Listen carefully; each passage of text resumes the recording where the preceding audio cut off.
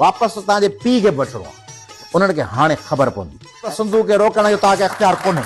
उस्ताद बुखारी आहे, मूंसां मिलंदे त मन वाह वाह, जे न मिलंदे त बि वाह वाह।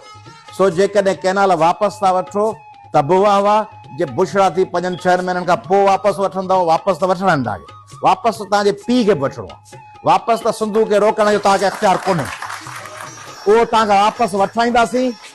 ऐं इहो नवाज़ शरीफ़ ऐं शहबाज़ शरीफ़ ऐं मरियम नवाज़ जो जेको माइंड सेट आहे, इहो माना हिननि ते टके जो असरु कोन थियो।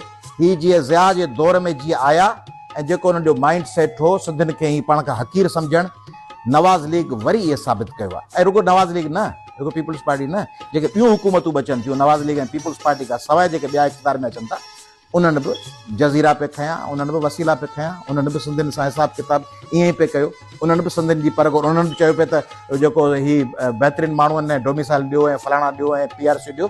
त इन करे सिंधी पुछड़ी जा आबादगार सम्झी जेका वफ़ाक़ी हुकूमत अचे थी त सिंधियुनि खे ट्रीट ईअं थी करे, उन्हनि खे हाणे ख़बर पवंदी। ऐं शहबाज़ शरीफ़ ऐं नवाज़ शरीफ़ जी टीम जेका ज़बान इस्तेमालु पिया कनि, हीअ जेको एहसन इक़बाल, तारड़ साहब, राणा सनाउल्ला, चंद शरपसंद, 7 करोड़ माण्हू चंद शरपसंद आहियूं माण्हू, 7 करोड़ मां करोड़ 1.5 करोड़ माण्हुनि कंहिं न कंहिं सूरत में बाक़ाइदे ऑफिशियल एहतजाज कयो आहे। ॿिया 5-6 करोड़ घरनि वेठे बि उनजे ख़िलाफ़ आहिनि। 7 करोड़ माण्हू में कंसेंसस आहे त सिंधु न रुकिजे, उन्हनि खे चवंदा शरपसंद आहिनि। इहा उहा ई ज़बान ज़िया वारी, ग़ुलाम इसाक़ खान वारी, पंजाब जे रूलिंग क्लासिस जी, उनजे साम्हूं सिंधी माण्हू मैदान में। Ultimately will defeat them, come what may, it may take some time, they will be defeated, they'll have to withdraw from this position। ऐं उन में जेतिरो वक़्तु वधीक लॻाईंदा, सिंधी हिकिड़ी क़ौम बणिजी जुड़नि पिया, सिंधी 1 पॉइंट एजेंडा ते आहिनि।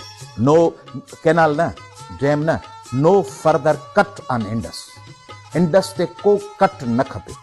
इंडस उहो डैम बि हुजे, उहो कैनाल हुजे, कुझु बि हुजे, सिंधी हुनखे रद्द कंदा ऐं सिंधी हिननि खे डिफीट कंदा।